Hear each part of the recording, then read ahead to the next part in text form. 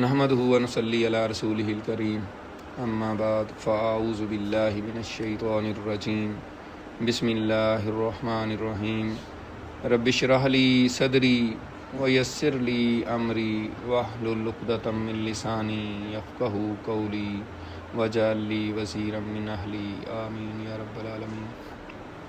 سورۃ البقرہ ہم مطالعہ کر رہے ہیں، آج آیت نمبر 137 سے 141 تک ہم پڑھیں گے۔ فَإِنْ آمَنُوا بِمِثْلِ مَا آمَنْتُمْ بِهِ فَقَدِ اهْتَدَوْا وَإِنْ تَوَلَّوْا فَإِنَّمَا هُمْ فِي شِقَاقٍ فَسَيَكْفِيكَهُمُ اللَّهُ وَهُوَ السَّمِيعُ الْعَلِيمُ صِبْغَةَ اللَّهِ وَمَنْ أَحْسَنُ مِنَ اللَّهِ صِبْغَةً وَنَحْنُ لَهُ عَابِدُونَ قُلْ أَتُحَاجُّونَنَا فِي اللَّهِ وَهُوَ رَبُّنَا وَرَبُّكُمْ وَلَنَا أَعْمَالُنَا وَلَكُمْ أَعْمَالُكُمْ وَنَحْنُ لَهُ مُخْلِصُونَ أَمْ تَقُولُونَ إِنَّ إِبْرَاهِيمَ وَإِسْمَاعِيلَ وَإِسْحَاقَ وَيَعْقُوبَ وَالْأَسْبَاطَ كَانُوا هُودًا أَوْ نَصَارَىٰ قُلْ أَأَنْتُمْ أَعْلَمُ أَمِ اللَّهُ وَمَنْ أَظْلَمُ مِمَّنْ كَتَمَ شَهَادَةً عِندَهُ مِنَ اللَّهِ وَمَا اللَّهُ بِغَافِلٍ عَمَّا تَعْمَلُونَ تِلْكَ أُمَّةٌ قَدْ خَلَتْ لَهَا مَا كَسَبَتْ وَلَكُمْ مَا كَسَبْتُمْ وَلَا تُسْأَلُونَ عَمَّا كَانُوا يَعْمَلُونَ۔ اس کی جو تفسیر ہے، سب سے پہلے ہم شروع کرتے ہیں فَإِنْ آمَنُوا بِمِثْلِ مَا آمَنْتُمْ بِهِ فَقَدِ اهْتَدَوْا۔ تو سیاق و سباق کیا ہے، پچھلی آیات سے، پچھلے سبق سے اس کا کیا ربط ہے؟ تو ہم نے پچھلے سبق میں پڑھا تھا کہ یہودی اور نصرانی جو ہیں بنی اسرائیل، وہ کہتے تھے کہ اے مسلمانوں تم یہودی ہو جاؤ یا عیسائی ہو جاؤ تو تم ہدایت پالو گے۔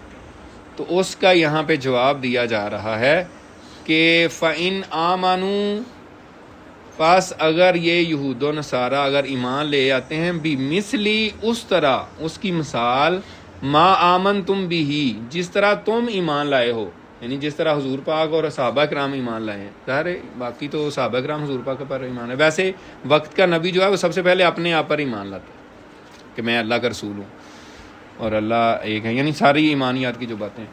تو ان کو یہ کہا جا رہا ہے سب سے پہلا خطاب، کیونکہ بات چل رہی تھی بنی اسرائیل کی، یہود و نصارہ کے پیچھے سے بات چلتی آ رہی ہے، تو پہلا خطاب، پہلا جو مخاطب لوگ ہیں وہ بنی اسرائیل کے لوگ ہیں، یہود و نصارہ ہیں، لیکن یہ آیت عام ہے، یہ اس وقت کے مدینے میں جو یہودی تھے ان سے بات ہو رہی ہے نا، اور ان کو کہا جا، صحابہ کرام کو کہا جا رہا ہے کہ یہ اگر تمہاری طرح، جیسے اے صحابہ کرام تم ایمان لائے ہو نا، اگر یہ یہودی اسی طرح ایمان لے آئیں گے تو یہ ہدایت پالیں گے۔ یہ بات تو اس کے حساب سے مکمل ہوگی، لیکن قرآن مجید ہم بار بار یہ کہتے ہیں، ہر دفعہ کہتے ہیں، یہ تو قیامت تک کے لیے ہے اور قیامت تک کے لیے ہدایت کا سرچشمہ ہے۔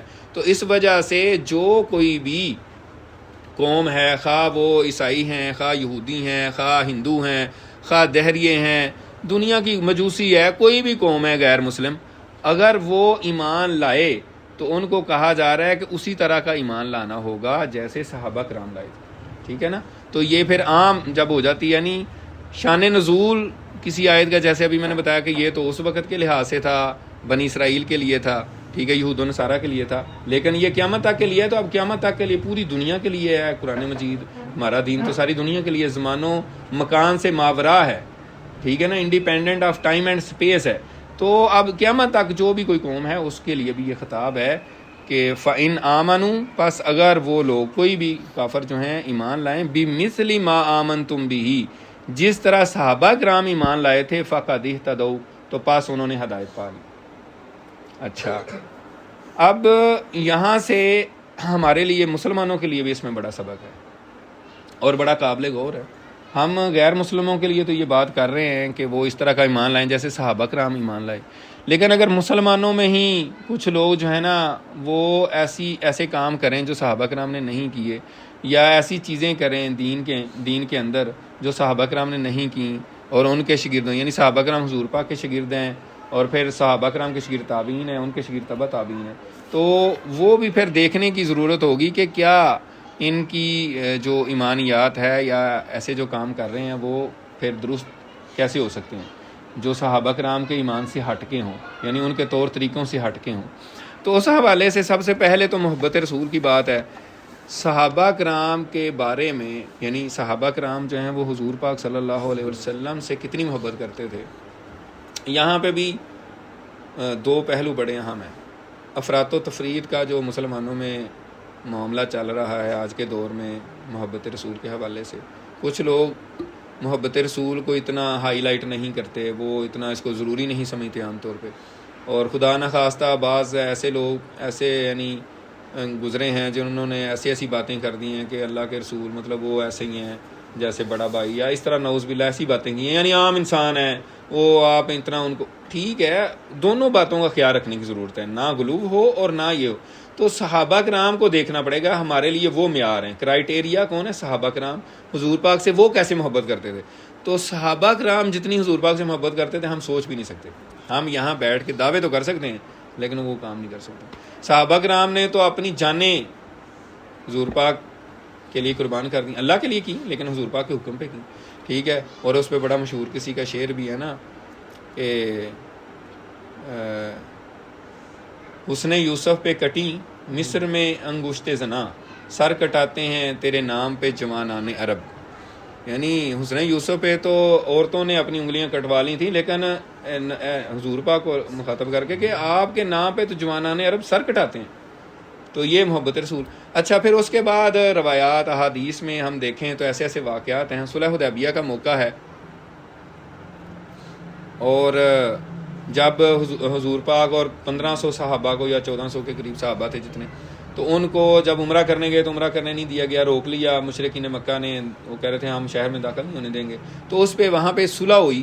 تو صلح سے پہلے مختلف نیگوشیشن جو ہو رہی تھیں، وفد بھیجے جا رہے تھے، کبھی ادھر سے کوئی بڑے بڑے سردار آ کے صلح کی کوشش کر رہے تھے. تو طائف کا ایک سردار تھا عروہ بن مسعود ثقفی، جو کہ بعد میں مسلمان ہو گئے تھے، صحابی رسول بن گئے. وہ آئے مشرکین مکہ کی طرف سے. وہ مشرکین مکہ جو تھے یعنی قریش کے، وہ اصل میں بھانجے تھے. وہ اپنے ماموں کی طرف سے صلح کے لیے آئے، نیگوشیشن کے لیے، بات چیت کے لیے. تو انہوں نے بات چیت کی. بہرحال وہ بات نہیں بنی، وہ چلے گئے ان کے پاس. لیکن انہوں نے جو وہاں دیکھا صحابہ کرام کو کہ حضور پاک وضو کر رہے ہیں، تو صحابہ کرام اس پہ جھگڑ رہے ہیں، جو ہے نا اس پہ جھگڑا کر رہے ہیں پانی لینے پہ. یعنی حضور پاک وضو کرتے ہیں، حضور پاک صلی اللہ علیہ وسلم کا جو وضو کا پانی گرتا ہے تو صحابہ کرام جھپٹ رہے ہیں کہ مجھے مل جائے مجھے مل جائے. اور ایسے وہ جس کو بھی مل جاتا ہے تو وہ ایسے اپنے جسم پہ لگا رہا ہے برکت کے لیے. اور جس کو نہیں ملتا وہ کیا کرتا ہے، وہ اسی ایک صحابی نے قطرہ لے لیا تو وہ اس کے ہاتھ پہ ہاتھ مل کے تو اپنے جسم پہ لگا رہا ہے. تو یہی پھر عروہ بن مسعود ثقفی نے جا کے انہوں کو بتایا کہ میں بڑے بڑے درباروں میں گیا ہوں، حبشہ میں بھی گیا ہوں، روم میں بھی گیا ہوں، میں نے بادشاہوں کو بھی دیکھا ہے، تو میں نے آج تک ایسا کوئی بادشاہ نہیں دیکھا کہ جس کے ماننے والے اس طرح اس سے عشق کرتے ہوں کہ اس کا وضو کا پانی نہیں نیچے گرنے دیتے. تو آپ اس سے کیا مقابلہ کریں گے؟ ٹھیک ہے. اسی طرح حضور پاک صلی اللہ علیہ وسلم کے جب بال مبارک جب آپ نے کٹوائے تو وہ صحابہ کرام لینے کے لیے کتنے تڑپ رہے تھے. پھر حضرت ابو طلحہ انصاری جو حضرت انس رضی اللہ تعالیٰ عنہ کے سوتیلے باپ تھے، تو ان کو حضور پاک نے دیے تو انہوں نے پھر صحابہ کرام میں بانٹ دیے. اور وہ پھر آج تک جو ہے نا مختلف عجائب گھر ہوتے ہیں جہاں پہ بھی اس طرح کی چیزیں ہوتی ہیں، تو وہاں پہ آپ کو پتہ چلتا ہے وہاں پہ حضور پاک کے بال ہیں اس طرح. تو وہ اس طرح نسل اندر نسل جو ہے نا آگے ہیں. یعنی یہ ایک دو یہ مثالیں میں نے محبت رسول کی بتائی ہیں. لیکن اس میں جو اہم ترین بات جو سمجھنے والی وہ یہ ہے کہ صحابہ کرام کی اتنی شدید ترین محبت کے باوجود کبھی صحابہ نے ایسا غلو نہیں کیا کہ حضور پاک کو اللہ کے برابر، یا اللہ کے علم، یعنی اللہ کا جو علم ہے حضور پاک کا بھی وہی علم ہے، یا جو اللہ کی قدرت ہے حضور پاک کی بھی وہی قدرت ہے، طاقت ہے. ایسا کبھی نہیں انہوں نے کہا. ٹھیک ہے. یہاں تک کہ جب آپ صلی اللہ علیہ وسلم وفات پا گئے تو حضرت عمر رضی اللہ تعالیٰ عنہ جو ہیں جذباتی ہوئے، وہ بھی کسی آیت کی وجہ سے جو انہوں نے بعد میں وضاحت بھی کر دی کہ میں اس کا مطلب یہ سمجھ رہا تھا. تو حضرت ابو بکر صدیق رضی اللہ تعالیٰ عنہ آئے، انہوں نے تقریر کی. انہوں نے کہا کہ جو محمد صلی اللہ علیہ وسلم کی عبادت کرتا تھا وہ سمجھ لے کہ محمد صلی اللہ علیہ وسلم وفات پا گئے ہیں، اور جو اللہ کی عبادت کرتا تھا وہ سمجھ لے کہ اللہ تعالیٰ حی القیوم ہے، زندہ ہے، قائم ہے. تو بڑا کلیئرلی انہوں نے یہ بات سمجھائی. تو جو ہمارے عقائد ہیں وہ یہی ہیں، اور جو اس میں لمٹس ہیں، یعنی اپر لمٹ لوور لمٹ جو ہے، یعنی جو اس کی حدود و قیود ہیں ان کے اندر رہ کے ہی ہمیں یہ چیزیں دیکھنی ہیں. اسی طرح خوشی اور غم کے حوالے سے، اگر غم کے حوالے سے بات کی جائے تو صحابہ کرام کا کیا طرز عمل تھا. اس میں حضرت امیر حمزہ رضی اللہ تعالیٰ عنہ جو حضور پاک کے بڑے ہی پیارے چچا تھے، اور اتنے پیارے کہ سمجھ لیں کہ وہ حضور پاک کے ہم عمر، مطلب تھوڑی بہت عمر کا فرق تھا، بہت زیادہ بڑے نہیں تھے. اس کی وجہ یہ ہے کہ روایات میں آتا ہے کہ وہ آپ کے دودھ شریک بھائی بھی تھے، یعنی دونوں نے ایک ہی دائیا کا دودھ پیا ہوا تھا، تو اس لیے دودھ شریک بھائی بھی تھے اور آپ کے چچا بھی تھے.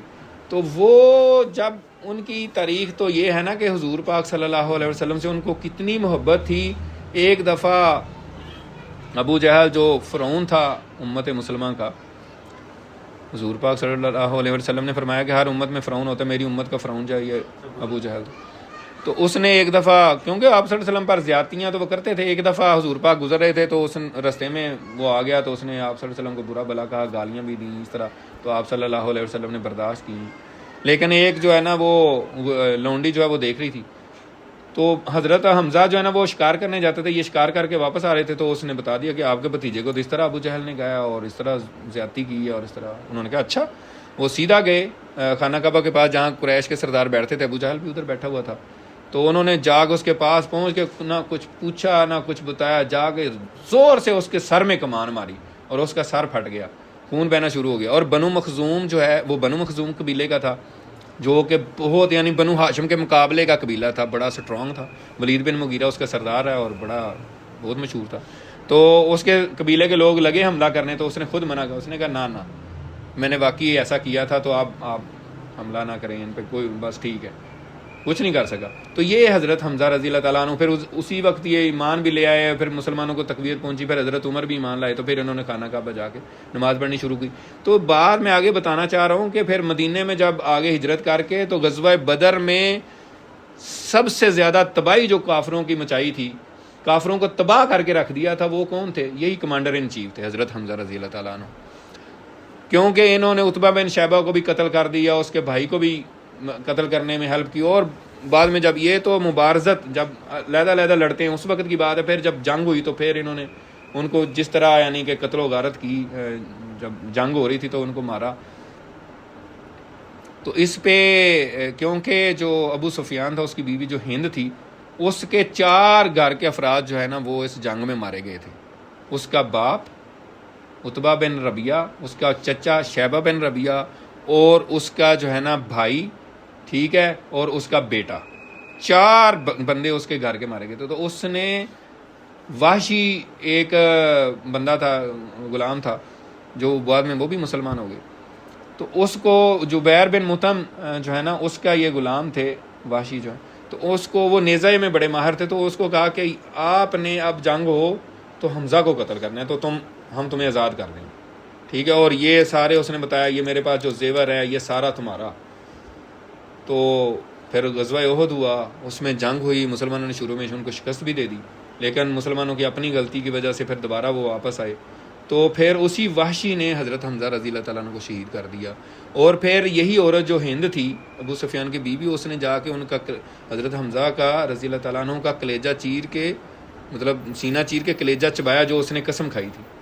اب یہ سارا کچھ ہوا، یہ کوئی چھوٹا واقعہ نہیں ہے اسلام کی تاریخ میں کہ حضور پاک کے چچا جن سے آپ کو اتنی محبت تھی، اسلام کے commander in chief of army staff جس طرح آپ کہہ لیں، اور اہل بیت میں سے سید الشہداء حضور پاک نے ان کو خطاب دیا.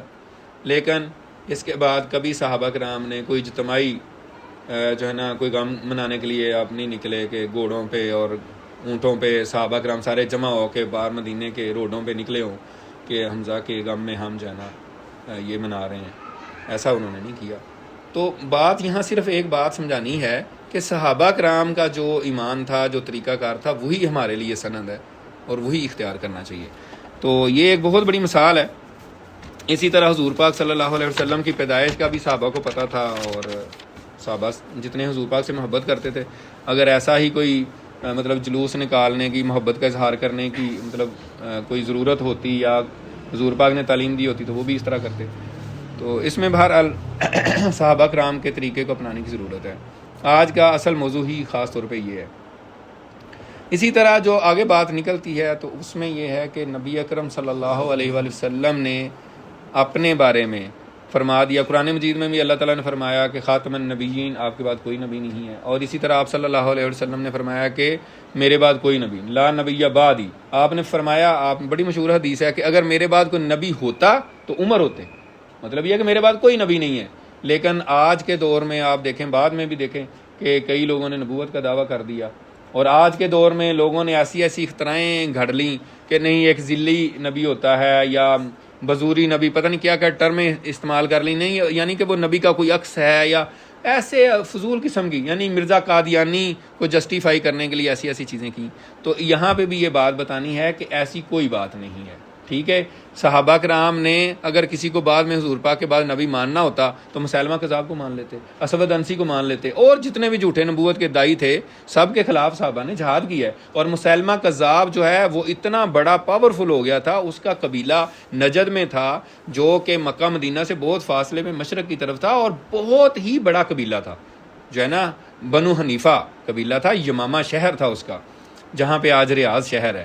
تو اس نے اتنی بڑی فوج جمع کر لی تھی، لیکن صحابہ کرام نے اس کے خلاف بھی جہاد کیا، ٹھیک ہے۔ اور بہت زیادہ صحابہ وہاں شہید بھی ہوئے، بڑے بڑے صحابہ کرام، حفاظ کرام صحابہ کرام شہید ہوئے۔ حضرت عمر رضی اللہ تعالیٰ عنہ کے بڑے بھائی حضرت زید بن خطاب جو وہ بھی اس میں شہید ہوئے، اور بے شمار صحابہ کرام۔ تو اگر ایسا ماننا ہوتا تو صحابہ کرام مان لیتے، لہٰذا یہ بھی بات ثابت ہو گئی کہ حضور پاک کے بعد کوئی نبی نہیں ہے، صحابہ کا تو یہی ایمان تھا، یہی دین تھا۔ تو یہ چھوٹی چھوٹی باتیں جو ہیں یہ بڑی بہت ہی قابل غور اور بڑی ہی توجہ طلب ہیں، اس لیے یہاں یہ بات ہو رہی ہے کہ اللہ تعالیٰ نے فرمایا کہ اگر وہ اس طرح ایمان لے ہیں جس طرح صحابہ کرام، تو پھر ہدایت پا گئے۔ تو مسلمانوں میں بھی ہدایت وہی پائے گا جو صحابہ کرام کے طریقے پہ چلے گا، جو وہ کرتے تھے اس طرح ہی چلے گا، نہ کہ اپنا کوئی بندہ اس وقت جو ہے نا نئی چیزیں پیدا کر لے تو وہ پھر صحابہ کرام کے راستے سے ہٹ جائے گا۔ اسی طرح ایمان بالآخرہ کے بارے میں تعویلات کی جاتی ہیں، نئے نئے فلاسفر پیدا ہو جاتے ہیں، وہ کہتے ہیں نہیں جی، وہ اپنی طرف سے دین کی خدمت کر رہے ہوتے ہیں، وہ کہتے ہیں نہیں یہ جو جنت اور جہنم ہے یہ کہاں، وہ بعد میں ہونی، بس جو دنیا میں خوش رہ رہا ہے اس کو فیسلٹیز ہیں وہ جنت میں رہ رہا ہے، اور جو مشکل میں ہے وہ جہنم میں رہ رہا ہے۔ اس طرح کی باتیں کرتے ہیں۔ پھر کہتے ہیں یہ عذاب وغیرہ جو ہے نا یہ روح کو ہی ہونا ہے، جسم کو نہیں ہونا۔ پھر کہتے ہیں یہ مال کا وزن جو ہے اس کی مختلف تعبیرات کرتے ہیں، نہیں وزن کا مطلب یہ ہے وہ ہے، اس طرح کی فلاسفیز بیان کرتے ہیں۔ تو یہ بھی صحابہ کرام جو قرآن و حدیث میں چیزیں آئی ہیں جس پہ صحابہ کرام کا عمل تھا بالکل واضح طور پہ، تو اس سے یہ میچ نہیں کھاتی، اور اس لیے یہ ساری مردود ہیں، جھوٹی ہیں، فراڈ ہے، ان کو بھی نہیں ماننے کی ضرورت۔ فَإِنْ آمَنُوا بِمِثْلِ مَا آمَنْتُمْ بِهِ فَقَدِ اهْتَدَوْا وَإِنْ تَوَلَّوْا فَإِنَّمَا هُمْ فِي شِقَاقٍ، اور اگر یہ منہ پھیر لیں تو پھر یہ ضد میں پڑے ہوئے ہیں اور یہ مخالفت میں پڑے ہوئے ہیں۔ فَسَيَكْفِيكَهُمُ اللَّهُ، پس ان قریب اللہ تعالیٰ کفایت کرے گا آپ کی ان کافروں کے مقابلے میں، وَهُوَ السَّمِيعُ الْعَلِيمُ، اور وہ بہت خوب سننے والا، علم والا ہے۔ فَسَيَكْفِيكَهُمُ اللَّهُ، اللہ تعالیٰ آپ کی کفایت کرے گا، یعنی حفاظت فرمائے گا کافروں کے مقابلے میں۔ اسی طرح کی ایک اور آیت ہے جو سورۃ المائدہ میں آتی ہے، وَاللَّهُ يَعْصِمُكَ مِنَ النَّاسِ، اور اللہ تعالیٰ آپ کی حفاظت فرمائے گا، اللہ تعالیٰ آپ کو بچائے گا لوگوں سے۔ آسما یاسیمو کا مطلب ہوتا ہے بچانا، آسیمن اس میں فاعل ہے، اس کا مطلب ہوتا ہے بچانے والا۔ تو اللہ تعالیٰ بچائے گا آپ کو لوگوں سے۔ حضور صلی اللہ علیہ وسلم جو ہے، صحابہ کرام کی یہ ڈیوٹی ہوتی تھی حضور پاک صلی اللہ علیہ وسلم کی حفاظت کرنے کے لیے، وہ آپ کا پہرا دیتے تھے۔ کیوں؟ مدینہ میں بھی جا کے حضور پاک کی جان کو بڑا خطرہ تھا۔ مشرکین مکہ یہ تو نہیں ہے کہ وہ مدینے میں ان کا اثر و رسوخ نہیں تھا، وہ یا وہاں پہنچ نہیں سکتے تھے، تو وہ تو حضور پاک کو مکے میں ہی شہید کرنا چاہ رہے تھے، پورا انہوں نے زور لگایا تھا۔ تو وہ مدینہ میں بھی جا کے وہ حملہ کرنے کی ان کو سوچتی رہتی تھی، ایسے شواہد بھی بعد میں ملتے ہیں۔ تو اسی طرح جو منافقین مدینہ تھے ان سے بھی جان کو خطرہ تھا، یہودیوں سے زیادہ خطرہ تھا، تو صحابہ کرام حضور پاک صلی اللہ علیہ وسلم کا پہرا دیا کرتے تھے رات کو بھی۔ اور اسی طرح مختلف صحابہ کرام کی ڈیوٹی بھی لگتی تھی۔ حضرت سعد بن ابی وقاص رضی اللہ تعالیٰ عنہ جو حضور پاک صلی اللہ علیہ وسلم کے ماموں بھی لگتے ہیں، وہ بھی آپ کی حفاظت میں پہرا دیتے رہے۔ لیکن جب یہ آیت اتری واللہ یعصمک من الناس، اور یہ جو ابھی میں نے پڑھی ہے، تو پھر حضور پاک صلی اللہ علیہ وسلم نے صحابہ کرام سے کہا کہ اب آپ اپنے اپنے گھروں کو چلے جائیں، اللہ تعالیٰ نے میری حفاظت کا ذمہ لے لیا۔ اور اللہ تعالیٰ نے حضور پاک صلی اللہ علیہ وسلم کو یہ تسلی دی کہ آپ کے دشمن جو ہے نا آپ کا کچھ بھی نہیں بگاڑ سکیں گے۔ فَسَيَكْفِيكَهُمُ اللَّهُ وَهُوَ السَّمِيعُ الْعَلِيمُ صبغۃ اللہ، اللہ کا رنگ، ومن احسن من اللہ صبغہ، اور اللہ کے رنگ سے بڑھ کر کس کا رنگ ہو سکتا ہے، وَنَحْنُ لَهُ عَابِدُونَ، اور ہم اسی کے ہی عبادت گزار ہیں۔ یہ صبغہ کیا چیز ہے؟ صبغہ رنگ کو کہتے ہیں، اور یہ آیت کا کیا مفہوم ہے؟ اصل میں اسلام سے پہلے عیسائی جو تھے وہ ان کا جو بچہ پیدا ہوتا تھا اس کو ایک پیلے رنگ کے پانی میں نہلاتے تھے یا اس کو اس میں ڈبوتے تھے، جو بھی کہہ لیں، تو اس کو استباغ بھی کہا جاتا ہے اور بپتسمہ بھی کہا جاتا ہے، اور وہ کہتے تھے کہ یہ اب خالص نصرانی بن گیا ہے۔ اسی طرح اگر کوئی شخص عیسائی ہوتا تھا، مطلب وہ کوئی اور دین میں اور عیسائی ہو گیا، تو اس کو بھی وہ یہ استباغ دیتے تھے، تو یہ اس کے اوپر رنگ چڑھاتے تھے، پیلے رنگ، اور کہتے تھے یہ اب نصرانی بن گیا، یہ رنگ چڑھ گیا اس پہ۔ تو اس کے جواب میں ایک طرح سے کہہ لیں کہ اللہ تعالیٰ نے فرمایا کہ صبغۃ اللہ، اللہ کا رنگ اصل چیز ہے، اور صبغہ کا یہاں مطلب اور مفہوم ملت کا ہی ہے۔ صبغت یعنی ملت، یعنی وہی ملت ابراہیمی، یعنی دین اسلام، یعنی دین اسلام کا رنگ، یعنی اللہ کا رنگ۔ اور اللہ کا رنگ کیا ہوتا ہے؟ اس میں مفسرین نے خاص طور پہ مفتی شفیع صاحب نے اپنی تفسیر معرف القرآن میں بتایا کہ بندے کے چہرے بشرے سے اسلام کا رنگ نظر آئے، اللہ کا رنگ نظر آئے، لوگ کہیں گے یار یہ تو اللہ کے رنگ میں رنگ ہے، یعنی اس کے اقوال میں، اس کے اعمال سے، اس کی عبادات سے، اس کے چال چلن سے، اس کے رکھ رکھاؤ سے، ملنے جلنے سے پتہ چلے کہ یہ اللہ کے رنگ میں رنگا ہوا ہے۔ اور اسی وجہ سے بتایا جاتا ہے، علماء یہ بتاتے رہتے ہیں کہ جس پر خدا کا رنگ غالب آ جائے، یعنی ایسے بن جاؤ کہ جو اللہ تعالیٰ کا نیک بندہ ہوتا ہے اس کو دیکھ کے اللہ تعالیٰ یاد آ جاتا ہے۔ جو اللہ کے رنگ میں ظاہر رنگا ہوگا اس کو آپ دیکھیں گے تو آپ کو اللہ یاد آ جائے۔ رنگ تو یہی ہے نا، پھر آپ نے کوئی رنگ، کس کا رنگ؟ جب ہم کہہ رہے ہیں کہ صبغۃ اللہ، اللہ کا رنگ، تو اگر کسی شخص پہ اللہ کا رنگ چڑھا ہوگا تو اس کو دیکھ کے اللہ یاد آ جائے گا۔ پھر تو اللہ تعالیٰ ہمیں بھی توفیق دے کہ ہم اپنے اوپر ایسا رنگ چڑھائیں۔ صبغۃ اللہ، اللہ کا رنگ، ومن احسن من اللہ صبغہ ونحن لہ عابدون۔ قل اتحاجوننا فی اللہ، آپ ان سے پوچھئے کہ کیا تم بحث کرتے ہو اللہ کے بارے میں ہمارے ساتھ، وَهُوَ رَبُّنَا، حالانکہ وہ رب ہمارا ہے، یعنی ہمارا رب ہے، وَرَبُّكُمْ، اور تمہارا بھی رب ہے۔ یعنی یہ تو نہیں ہے کہ ہمارا رب ہے اور تم بحث کرتے رہو، بھائی تمہارا بھی تو وہی رب ہے، جو اس نے احکامات دیے ہیں تمہیں بھی وہ ماننے چاہیے، یہ صرف ہمارے لیے تو نہیں ہے، تو اس میں اتنی حجت بازی کی کیا ضرورت ہے؟ وَلَنَا أَعْمَالُنَا، اور اگر تم باز نہیں آتے تو پھر ہم یہی کہیں گے کہ ہمارے لیے ہمارے اعمال ہیں، ہم جو بھی کر رہے ہیں مسلمان، اور وَلَكُمْ أَعْمَالُكُمْ، اور تمہارے لیے تمہارے اعمال ہیں، اگر تم باز نہیں آ رہے تو پھر تم خود بھگتو گے جو تم کرو گے۔ وَنَحْنُ لَهُ مُخْلِصُونَ، اور ہم اس کے لیے مخلص ہیں، ہم نے اپنے آپ کو اس کے لیے خالص کر لیا ہے۔ تو اخلاص کیا چیز ہے، اخلاص کی حقیقت کیا ہے، یہ بڑا ایک اہم پوائنٹ ہے۔ تو حضرت سعید بن جبیر رضی اللہ تعالیٰ عنہ وہ فرماتے ہیں کہ اخلاص کیا چیز ہے، کہ انسان اپنے دین میں مخلص ہو، یعنی ہر کام اللہ کی رضا کے لیے کرے، لوگوں کو دکھاوے کے لیے نہ کرے، تو یہ اخلاص ہے۔ اور علماء نے، بزرگوں نے فرمایا ہے کہ اخلاص ایک راز ہے، اور ایسا راز ہے، بڑی اس میں دلچسپ بات ہے، میں نے بھی پڑھی تو مجھے بڑا مزہ آیا، بڑی خوشی بھی ہوئی۔ وہ یہ ہے کہ اخلاص ایک ایسا راز ہے جسے نہ فرشتے پہچان سکتے ہیں نہ شیطان، وہ اللہ اور بندے کے درمیان ہوتا ہے بس۔ اللہ تعالیٰ کو پتہ ہوتا ہے کہ یہ میرا خالص بندہ ہے، ٹھیک ہے، اور بندے کو پتہ ہوتا ہے کہ میں اللہ کا بندہ ہوں۔ باقی شیطان اس کو پڑھ ہی نہیں سکتا، اس کو پتہ ہی نہیں ہوتا کہ یار یہ بھی کوئی بات چل رہی ہے، دو یعنی اللہ اور اللہ کے بندے کے درمیان میں یہ بھی کچھ چل رہا ہے۔ اور فرشتوں کو بھی نہیں پتہ چلتا کہ یہ اخلاص کا کوئی لیول ہے، وہ اس کو اس طرح لکھ ہی نہیں سکتے، اس کا اجر بھی اللہ ہی دے گا۔ پھر فرشتے تو آپ جو ظاہری کام کرتے ہیں اس کو دیکھ سکتے ہیں، مطلب ٹھیک ہے آپ عبادت کر رہے ہیں، جو بھی کر رہے ہیں، ان کو نیکی کے کام لکھ رہے ہیں، لیکن علماء نے یہ لکھا ہے اخلاص کے بارے میں کہ وہ فرشتے بھی اس کو نہیں جان پاتے، یعنی یہ اللہ اور بندے کے درمیان ایک راز ہے اخلاص جو ہے۔ اسی طرح اخلاص کے بارے میں اور ایک روایت ہے کہ پوچھا گیا کہ سب سے مضبوط چیز کون سی ہے، تو جواب ملا کہ پتھر۔ پھر پوچھا گیا کہ کیا اس سے بھی زیادہ مضبوط کوئی چیز ہے، تو جواب ملا لوہا۔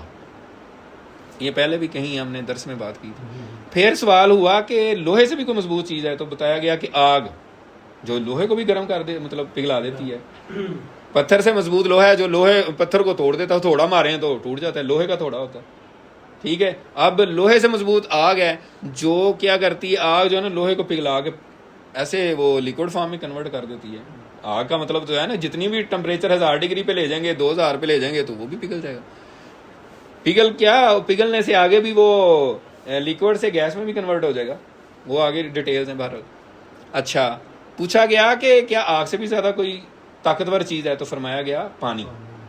آگ کو بھی جتنی مرضی پانی اوپر ڈالیں ختم, پتہ نہیں ہوتا ہے کہ نہیں. پوچھا گیا کہ پانی سے بھی کوئی طاقتور چیز ہے, تو فرمایا گیا ہوا. ہوا اتنی پاورفل ہوتی ہے کہ وہ پانی کو بھی بکھیر دیتی ہے. ٹھیک ہے. پھر پوچھا گیا کہ اس سے بھی کوئی طاقتور چیز ہے, تو فرمایا گیا اخلاص, یعنی سب سے پاورفل چیز جو ہے وہ اخلاص ہے. تو اللہ تعالیٰ ہمیں اخلاص بھی عطا فرمائے. تو یہاں پہ جو بات ہے وَنَحْنُ لَهُ مُخْلِصُونَ, اور ہم اللہ تعالیٰ کے لیے مخلص ہیں, یعنی ہمارے دلوں میں اخلاص ہے, یعنی ہم اللہ تعالیٰ کے لیے سنسیئر ہیں, اللہ کے دین کے لیے, اللہ کی مخلوق کے لیے, حضور پاک صلی اللہ علیہ وسلم کی محبت میں. ٹھیک ہے. اور اخلاص جو ہے واقعی سورہ اخلاص بھی ہم پڑھتے ہیں. تو اللہ تعالیٰ کے لیے اپنے آپ کو خالص کرنا آسان کام بھی نہیں ہے, بہت مشکل کام ہے. تو اللہ تعالیٰ ہمیں اخلاص عطا فرمائے. ام تقولون ان ابراہیم و اسماعیل, کیا تم یہ کہتے ہو اے بنی اسرائیل کہ بے شک ابراہیم و اسماعیل و اسحاق اور اسحاق علیہ السلام و یعقوب اور یعقوب علیہ السلام والاسباط اور ان کی اولاد, کانوا ہودن و نصارا, کہ وہ یہودی تھے یا نصرانی. قل اانتم اعلم ام اللہ, آپ ان سے پوچھئے کہ کیا تم زیادہ جانتے ہو یا اللہ. یعنی تم یہ باتیں کر رہے ہو کہ وہ یہودی تھے یا عیسائی تھے, بھئی اللہ تعالیٰ نے تو پیچھے ابھی ہم پڑھ کے آئے ہیں کہ حضرت ابراہیم جو ہے نہ وہ یہودی تھے نہ نصرانی تھے, تو اللہ تعالیٰ فرما رہے کہ وہ نہیں تھے, تو تم اللہ تعالیٰ سے زیادہ جانتے ہو. تم کیسی باتیں کر رہے ہو, تم اپنی طرف سے گھڑ کے یہ باتیں کر رہے ہو, اور پیچھے ہم نے تفصیل سے یہ ساری باتیں کی ہیں. وَمَنْ أَظْلَمُ مِمَّنْ كَتَمَ شَهَادَةً عِندَهُ مِنَ اللَّهِ, اور اس شخص سے بڑھ کر ظالم کون ہوگا جو اللہ کی شہادت کو چھپائے جو اس کے پاس ہو. اس میں مفسرین نے فرمایا ہے کہ حضور پاک صلی اللہ علیہ وآلہ وسلم کی جو بشارتیں جو نشانیاں ان کی کتابوں میں تھیں وہ اس کو چھپاتے تھے. خاص طور پہ جو بنی اسرائیل تھے, یہودی تھے مدینہ میں, تو ان سے جب کہا جاتا تھا کہ یہ تو کتاب آپ کی کتابوں میں نشانی ہے, آپ تو اس طرح کی بتاتے رہے کہ ایک نبی نے آنا اور یہ نشانیاں, تو وہ کہتے تھے کہ نہیں وہ تو بنی اسرائیل سے ہی آنا. ان کو صرف یہ حسد ہوگا کہ یہ بنی اسماعیل سے کیوں آئے. ان کو یہ تھا کہ 2500 سال سے ہمارے خاندان میں نبوت چلی آ رہی ہے, تو یہ کیسے ہو سکتا ہے. بھئی اللہ تعالیٰ جس کو چاہے, اللہ تعالیٰ نے بار بار قرآن میں فرمایا کہ میں جس کو چاہوں اپنی رحمت سے نبوت سے نواز دوں. تو یہ جو ہے نا وہ چھپاتے تھے نشانیاں. لیکن بعض جو نیک لوگ تھے جن کو اللہ تعالیٰ نے ہدایت دی, جیسے حضرت عبداللہ بن سلام جو ہیں وہ بھی سلام لے. اسی طرح ایک واقعہ جو ہے وہ نستورہ راہب کا ہے. نبی اکرم صلی اللہ علیہ وسلم حضرت خدیجہ رضی اللہ تعالیٰ عنہ کا جب سامان تجارت لے کر گئے, ان کا غلام تھا ساتھ میں اسرا, تو وہاں پہ یہ بصرہ ایک چھوٹا سا شہر ہے شام کا, تو وہاں اس کے بازار میں پہنچے. حضور پاک صلی اللہ علیہ وسلم قافلے کے ساتھ تھے, تو ایک درخت کے نیچے حضور پاک صلی اللہ علیہ وسلم بیٹھے. تو وہ جو راہب تھا وہ اپنی خانقاہ سے باہر نکل کے آیا, اور وہ اس نے پوچھا, یہ میسرہ جو غلام تھے حضرت خدیجہ کے جو ساتھ گئے ہوئے تھے, ان سے پوچھا کہ وہ شخص جو بیٹھا ہے درخت کے نیچے وہ کون ہے. تو انہوں نے فرمایا, حضرت میسرہ نے بتایا کہ یہ جو اس وقت تو ظاہر ہے ابھی نبوت کا اعلان نہیں کیا تھا آپ نے, ابھی تو آپ کی عمر کم تھی. تو انہوں نے فرمایا کہ یہ قریش کے نوجوان ہیں, ایک حرم کے پاسبانوں میں سے, خانہ کعبہ کے جو رکھوالے ہیں قریش. تو اس نے کہا کہ یہ نبی ہیں, اس درخت کے نیچے نبی کے علاوہ کوئی شخص نہیں کبھی بیٹھا. اور یہ حضرت اس نے بتایا راہب نے کہ حضرت عیسیٰ علیہ السلام نے ہمیں ان سے تعلیم پہنچی ہے کہ اس درخت کے نیچے سوائے نبی کے اور کوئی نہیں بیٹھتا. اچھا, پھر اس نے اور بھی نشانیاں حضور پاک صلی اللہ علیہ وسلم کی دیکھیں کہ وہ آپ کے اوپر بدلی تھی, اور پھر وہ درخت نے بھی وہاں سایہ اس طرح نہیں تھا تو وہ کٹھا ہو گیا, اس نے سایہ کر دیا. پھر مطلب اور نشانیاں جو اس نے چیک کی. لیکن اس نے آ کے حضور پاک صلی اللہ علیہ وسلم سے پوچھا, کوئی باتیں کی, تو اس نے کہا کہ میں نے, آپ اللہ کے نبی ہیں اور میں نے ساری نشانیاں آپ میں دیکھ لی ہیں, صرف ایک نشانی رہ گئی ہے. تو آپ اگر برائے مہربانی جو ہے نا اپنی کندھے سے تھوڑا پردہ کپڑا پیچھے ہٹائیں. تو آپ نے ہٹایا تو پیچھے مہر نبوت تھی, 2 کندھوں کے درمیان بالوں کا ایک گچھا سا, اور اس طرح. تو اس نے ان کو چوم لیا اور کلمہ شہادت پڑھ لیا. پھر حضور پاک صلی اللہ علیہ وسلم کے ماتھے کو چوما, پھر حضور پاک کے پاؤں کو چوما. اور وہ مسلمان ہو گیا. اور اس نے کہا کہ ایک وقت آئے گا جب آپ نے اس طرح کی بات کی کہ اگر میں وہاں اس وقت ہوں تو میں آپ کی مدد کروں گا, آپ کی قوم آپ کو نکال دے گی, اس طرح اس کا مفہوم ہے. تو کہنے کا مقصد یہ ہے کہ ان کی کتابوں میں آپ صلی اللہ علیہ وسلم کی نشانیاں تھیں, اور جب وہ نشانیاں چیک کرتے تھے تو وہ یہی پوچھتے تھے, جیسے بعض روایات میں آتا ہے کہ مطلب وہ پوچھتے تھے جب ان کو یہ تھا نا کہ کوئی نبی آنا ہے, تو وہ بعض روایات میں سیرت النبی کا مطالعہ کریں تو اس میں آتا ہے حضور پاک کے پاس آ کے انہوں نے پوچھا تھا کہ یہ لڑکا جو ہے اس کا مطلب کون ہے, اور حضرت ابو طالب ہوتے تھے پاس, یا حضرت حلیمہ سعدیہ کے جب پاس تھے حضور پاک صلی اللہ علیہ وسلم, تو یہودی آئے, انہوں نے پوچھا کہ یہ لڑکا کون ہے, اس کا باپ کون ہے, تو حضرت حلیمہ نے کہا کہ یہ ان کا باپ ہے, حضرت حلیمہ کے جو شوہر تھے. تو انہوں نے کہا ٹھیک ہے, اگر اس کا باپ نہ ہوتا تو پھر ہم اس کو قتل کر دیتے نعوذ باللہ, کیونکہ اس کے اندر وہ باقی نشانیاں تو ہیں لیکن اس کا باپ کہہ رہے ہیں کہ ہے, سمجھ رہے ہیں. تو اسی طرح حضور پاک کی آنکھوں کے بارے میں وہ پوچھتے تھے کہ ان کی آنکھیں سرخی مائل ہیں, تو باقی جو تھے جیسے حضرت میسرہ کے بارے میں تو انہوں نے فرمایا ہاں ان کی آنکھوں میں سرخ دھارے ہیں, یعنی سرخ مائل ہیں, یعنی سرخ ہیں آنکھیں اور مسلسل رہتی ہیں.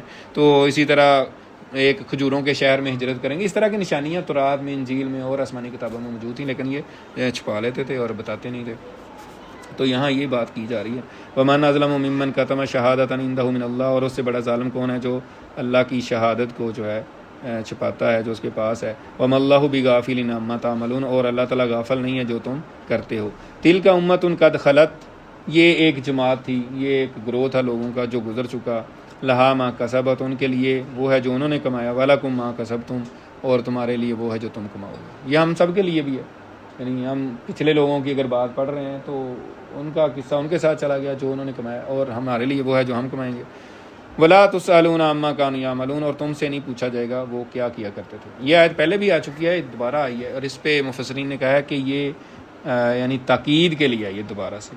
کسی بات کو اگر زیادہ تاکیداً کہنا ہو تو ریپیٹ کیا جاتا ہے, زیادہ ایمفیسائز کرنا ہو, اس پہ فوکس کرنا ہو کہ بھائی ذرا دھیان کرنا, ٹھیک ہے نا. تو ہم بعض معاملات جو سینسٹیو ہوتے ہیں جس پہ بات ہم دوبارہ سے سمجھانے کے لیے یا زیادہ زور دینا چاہ رہے ہوتے ہیں تو دوبارہ سے کرتے ہیں, تو اس میں یہ حکمت بیان ہوئی ہے. لیکن اس حوالے سے حدیث ہے, پیچھے بھی ہم نے اس کی تھوڑی تشریح کی تھی لیکن یہ حدیث پچھلی دفعہ نہیں بیان ہوئی.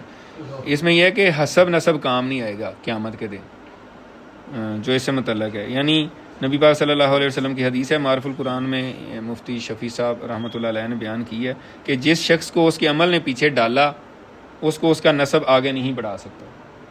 یعنی جس نے جو کمائی کرنی ہے وہ خود ہی کرے گا, حسب نسب کی وجہ سے وہ آگے نہیں جا سکتا. یعنی اس کا عمل تو کچھ نہیں ہے, وہ کہے جی بس میرے بڑے بابا دادا جو ہے نا وہ بڑے نیک آدمی تھے, میں فلاں قبیلے سے تعلق رکھتا ہوں, فلاں میں بڑے نیک لوگوں سے, میرے فلاں گدی ہے, تو میں بس ایسے ہی. ایسا نہیں ہوگا, یہ حدیث ہے, ٹھیک ہے نا. تو آج کا جو سارا سبق ہے اس میں ہمارے لیے جو سبق ہے جو خاص طور پہ وہ یہی ہے کہ ہم ہر کام میں صحابہ کرام کی پیروی کریں. صحابہ کرام کی پیروی ہم کیسے کر سکتے ہیں, وہ آپ کو کیسے پتہ چلے گا کہ صحابہ کرام کیا کرتے تھے؟ تو وہ یہی ہے کہ جو قرآن ہے, ٹھیک ہے, جو احادیث ہیں, ٹھیک ہے, پھر صحابہ کی سیرت ہے, ٹھیک ہے, علماء امت جو ہیں جو صدیوں سے ایک دین پیش کر رہے, ٹھیک ہے, جو ویل اسٹیبلشڈ چیزیں ہیں, جو ویل نون کامن چیزیں ہیں, ٹھیک ہے نا. یعنی مسلمانوں میں اجتماعی طور پہ جو کامن چیزیں ہیں وہی چیزیں ہیں, وہی صحابہ کرام کا عمل تھا. کوئی جو نئی چیز آتی ہے جس پہ امت مسلمہ کی اکثریت جو ہے اس پہ نہیں ہے, کوئی بندہ کہتا ہے نہیں جی یہ اس طرح ہے, تو وہ اس سے پوچھیں گے یہ کہاں سے ہے, ٹھیک ہے نا. تو قرآن ہے, حدیث ہے, سنت رسول صلی اللہ علیہ وسلم ہے, صحابہ کی سیرت ہے, ٹھیک ہے, اور پھر تاریخ بڑی بڑی ہے, ہماری تاریخ بھی ہے, اور جو ہے نا صحابہ کرام کی سیرت ہے, مطلب احادیث ہیں, سب میں یہ چیزیں موجود ہیں. تو اللہ تعالیٰ سے دعا ہے کہ ہمیں صحابہ کرام کے نقش قدم پر چلنے کی توفیق عطا فرمائے, یعنی ان جیسا ایمان لانے کی توفیق عطا فرمائے.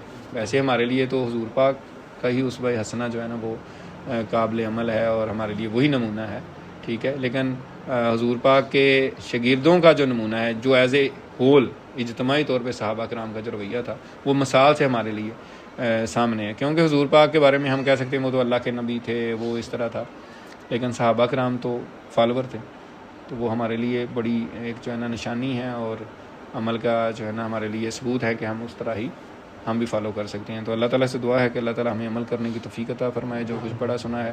اور آخر میں ہم دعا کرتے ہیں اللہ تعالیٰ ہمارے فلسطینی بھائیوں کی مدد کرے, امت مسلمہ کا جو اس وقت حال ہے وہ بہت ہی قابل رحم ہے اور بڑا ہی تکلیف دہ ہے اور بڑا دکھ ہوتا ہے. اور بچپن سے ہم دیکھ رہے ہیں کہ ہمیشہ وہ ٹینکوں سے اور جو جنگی جہاز ہیں ان سے حملہ آور ہوتے ہیں اور ہمارے فلسطینی بھائی آگے سے ان کو پتھر مار رہے ہوتے ہیں. ان کے پاس کچھ بھی نہیں ہوتا. تو انہوں نے ابھی تھوڑا بہت جو حملہ کیا ہے تنگ آ کے اتنے سالوں میں، لیکن اب اس کا یہ ہے کہ وہ پوری سپر پاورز ان کے پیچھے کھڑی ہیں اور وہ کہہ رہے ہیں کہ ہم ابھی بھی مدد کریں گے اور کرتے رہیں گے جو بھی.